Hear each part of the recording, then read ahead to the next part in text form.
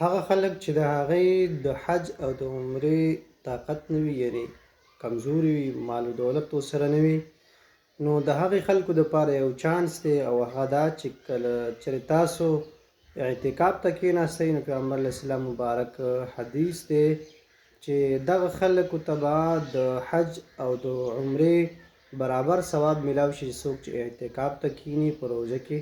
نو که ټیم در سره وي اوزګار یې نو اعتکاف ته کښېنئ، بلا ثوابونه به میلاویږي. پیغمبر علیه السلام مبارک فرمایي چې څوک یو ورځ اعتکاف وکړي د جهنم او د انسان په میانځ کې یو خندق فاصله جوړه شي، یعنې دی د جهنم نه دومره لرې شي. هغه یو فاصله دومره ده چې د ځمکې نه واله تر د اسمانه پورې، نو چې څوک 10 ورځې اعتکاف وکړي نو دا به 10 خندقه شي. نو بیا یې تاسو سوچ وکړئ نو دا به څومره انسان د جهنم د اور نه هغه چې کوم دی نو لرې شي. نو اعتکاف وکړئ، اعتکاف ته کښېنئ، ډېر ثوابونه حاصل کړئ. السلام علیکم ورحمة الله.